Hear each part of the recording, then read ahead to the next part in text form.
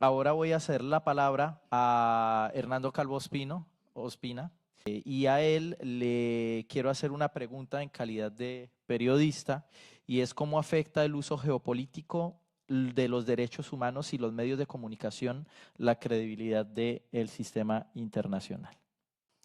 Buenas noches. ¿Cuántas horas tenemos para ese tema? 40. Escuchando al compañero que me precedió, quiero anotar un pequeño detalle. Para entender lo que es Estados Unidos hasta el día de hoy, hay que saber cómo nació Estados Unidos. O sea, en 1607 llegaron los primeros británicos y construyeron el primer enclave y se quedaron. Pero en 1620 y en 1628 llegaron dos sectas, uno los puritanos y los otros los peregrinos.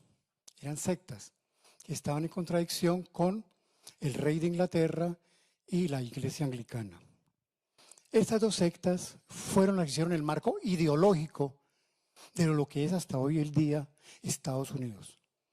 Ellos dijeron que Estados Unidos, ellos eran enviados por Dios para iluminar al mundo, especialmente a los pueblos, no tanto Europa, pero sino América Latina, África y esto. Ellos eran los enviados de Dios, porque la principal raza era la blanca, anglosajona y protestante, ni católica, no anglosajón católico, no anglosajona protestante.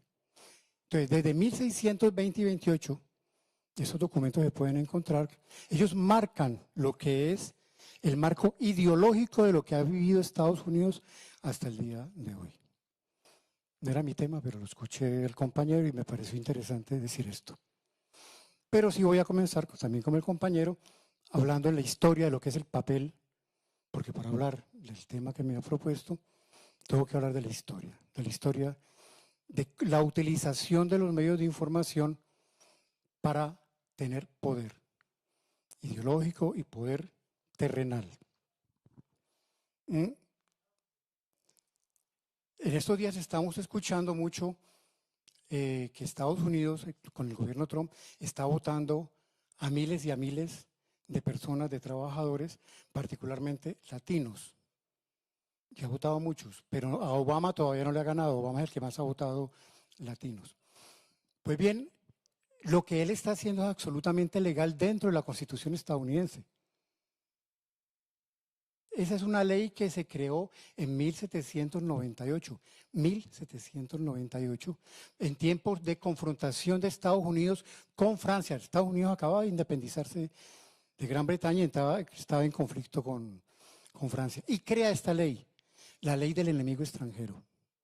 Pero en ese momento, y eso es lo que voy a tocar, también en la misma ley incluye que tenían que censurarse los medios de información, que los periodistas no podían hablar contra el gobierno. 1798.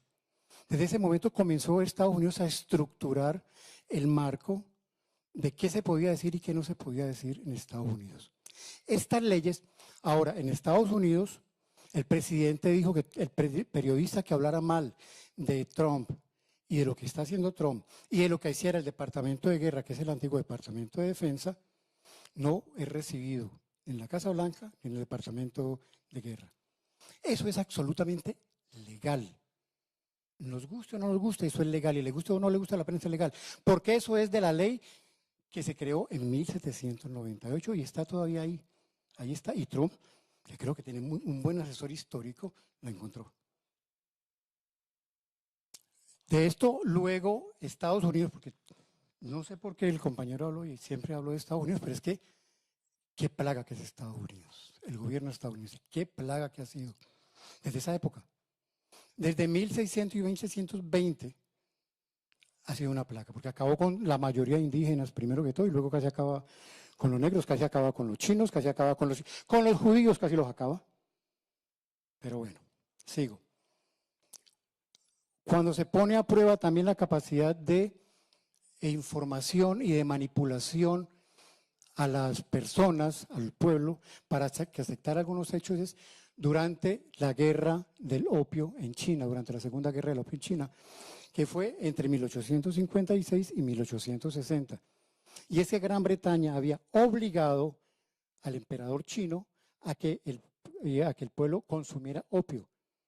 Y China ha vivido la mayor catástrofe humanitaria que se ha conocido debido al consumo de opio, obligado por la reina Victoria, que ha sido la mayor traficante de drogas del mundo, la reina Victoria, y no es un chiste, es una verdad, ayudada por Francia, pero también ayudada por Estados Unidos.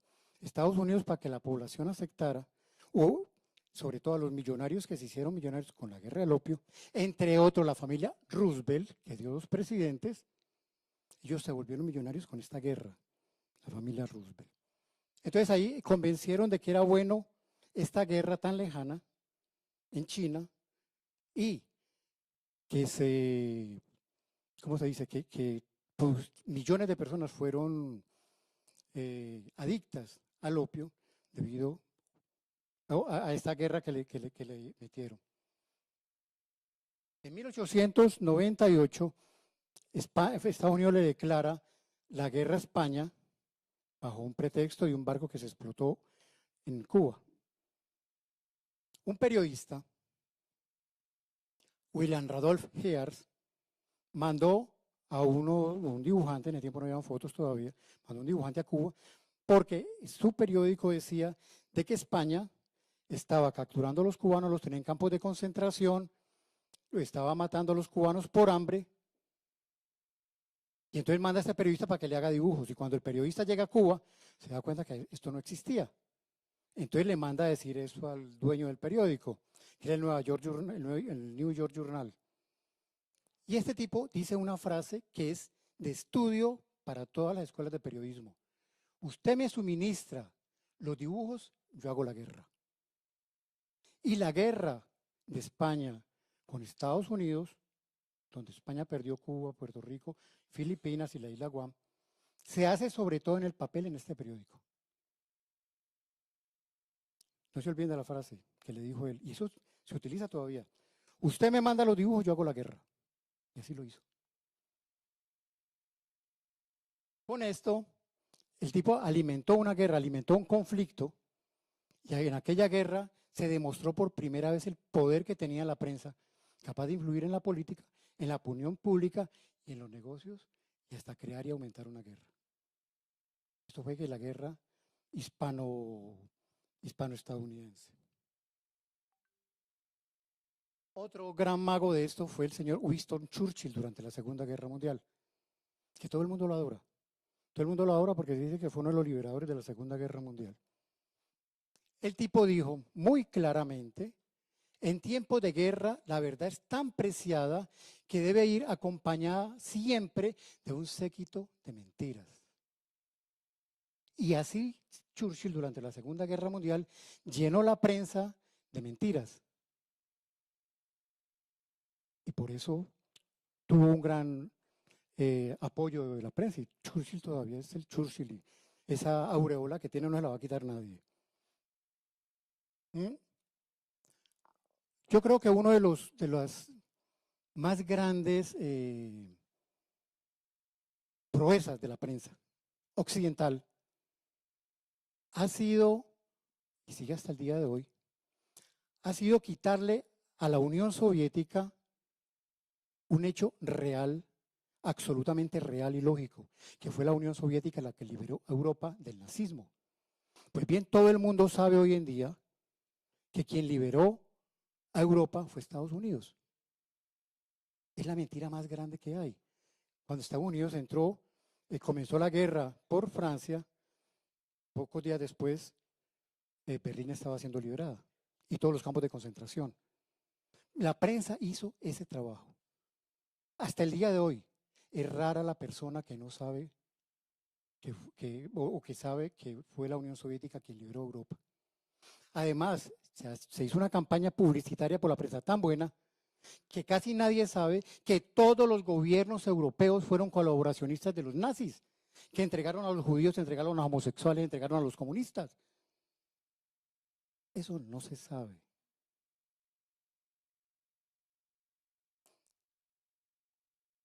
Hay un hecho muy importante que se da dentro de esta guerra de la prensa, de cómo la prensa ha sido utilizada, le da la recién creada Central de Inteligencia Americana, la CIA, y se da contra el gobierno de Irán del señor que siempre se me olvida el nombre, el primer ministro, quien nacionalizó le nacionalizó el petróleo a los británicos. Mossadegh, muchas gracias. Y la CIA crea, con ayuda del MI6 británico, la guerra integral. Esa guerra integral hasta el día de hoy está vivita y coleando, porque se la acaban de aplicar a Venezuela y se la aplican a quien sea en cualquier parte en la actualidad. ¿Qué es la guerra integral? La guerra integral se la llama así porque todo está dentro. La guerra psicológica, la guerra de propaganda, el terrorismo, las acciones terroristas y la guerra normal. Y esto se la aplicaron por primera vez al señor Mossadegh en 1954, si no estoy mal. Es el primer gran triunfo de la CIA. Fue el primer gran triunfo de la CIA, que acababa de nacer. Luego, en Guatemala, viene un gobierno liberal, demócrata, elegido, que hizo lo que no se debía hacer, que fue nacionalizar las tierras que tenía Estados Unidos, las bananeras chiquitas. Yo creo que todos hemos aquí comido algún banano con la marca chiquita. Pues bien, ese señor nacionalizó, y eso nacionalizar, eso es haber tocado lo que intocable, y le declararon la guerra. La prensa tuvo un papel fundamental en el golpe de Estado que le dieron. La CIA pagó a la prensa para que dijeran de que eran comunistas. En esos momentos Guatemala no tenía nada que ver con la Unión Soviética. Y que si Guatemala se convertía al comunismo, Guatemala estaba muy cerca de Estados Unidos y el comunismo iba a entrar a Estados Unidos. Le dieron el golpe de Estado al señor Arbenz. Luego viene una acción que todos conocemos, que le revolcó todo el patio a Estados Unidos, creo que el más o menos lo tiene revolcado hasta ahora, y fue Cuba, la Revolución Cubana. La Revolución Cubana le revolcó todo el patio a Estados Unidos porque no la tenían pensada. La CIA no la había calculado, porque Estados Unidos tenía programados sus ejércitos de América Latina para un enemigo externo, la Unión Soviética. Y Cuba gana una revolución sin el apoyo ni de China, ni de la Unión Soviética. Algunos fusiles se los dio el gobierno de Venezuela. Eso sí es cierto. Pero fueron el único apoyo que tuvieron. Entonces Estados Unidos lanza lo que había practicado en Irán, lo que había practicado en Guatemala contra Cuba. Todavía hoy en muchas partes de América Latina se cree que Cuba en la Revolución Cubana se comen a los niños. La campaña fue tan fuerte por los medios de comunicación que se decía que los niños pequeños, hasta 5 años, los mandaban a la Unión Soviética. En las fábricas de la Unión Soviética los convertían, titos esos que yo no sé si la gente joven aquí no los conoció, y los radios existieron, todavía de pilas pequeñitos, en mi casa había un Sanyo y un Philips, y ahí estaba. Eso se repetía y la prensa lo repetía. Y además de que todo el que estuviera en Cuba, fuera a Cuba, si usted iba para Cuba tenía que trabajar hasta que se muriera en los campamentos de caña. Cuba fue un laboratorio de la publicidad de la prensa. Fue, y sigue siendo, pero en ese momento fue un gran laboratorio de la publicidad.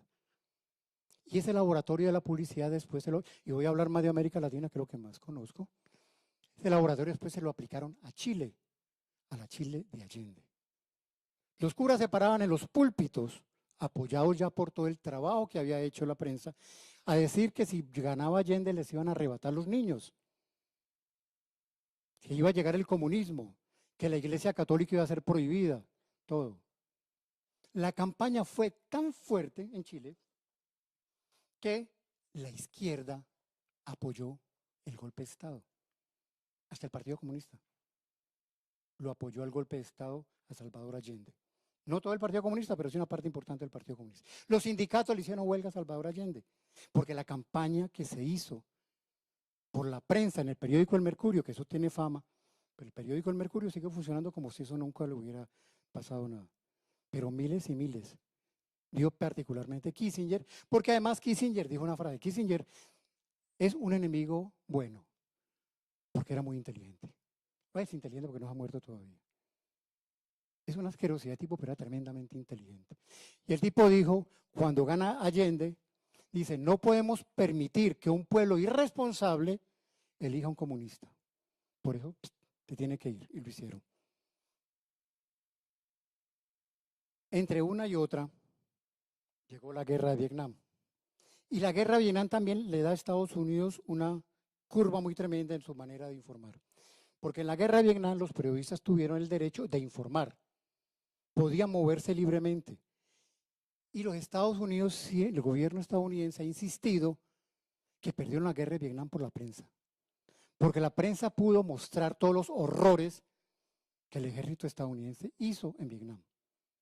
Y esto, recuerden ustedes las grandes movilizaciones que hicieron en Vietnam por la paz, no solamente en Estados Unidos, en Europa también. Y además se dio un movimiento por la paz tremendo que ayudó, entre otras cosas, para descolonizar un poco a África. Cuando se acaba la guerra de Vietnam y el Pentágono hace su resumen, sacan en conclusión haberle dado tanta libertad a la prensa, perdón. Ajá. Es mal el agua, yo siempre he dicho que el agua es mala. Por ahí hay que tomar ron. Claro, el agua es mala. Entonces se dan cuenta de que ha sido la prensa responsable de la pérdida, la libertad de la prensa. Eso a Estados Unidos lo sacan de Vietnam en 1975. Ya voy llegando al final. Sí, ya voy llegando. ¿Qué pasa? En América Latina, en el Caribe, hay una isla chiquitica que muy poca gente conoce, que queda frente a Venezuela, que se llama Granada. Una isla chiquitica. Y Estados Unidos lanzó una campaña diciendo que ahí la Unión Soviética se iba a meter, porque ya los cubanos estaban haciendo una pista de aterrizaje, que la realidad es que esa pista de aterrizaje era para servir al turismo. Estados Unidos dijo que eso era para llegar a aviones soviéticos y metérseles de Granada para allá. Hicieron una campaña tremenda. La invadieron, pero con una particularidad. No permitieron a la prensa. La de Vietnam ya era suficiente. No permitieron a la prensa. Pero, ¿qué pasó? 3 días antes había llegado un periodista francés.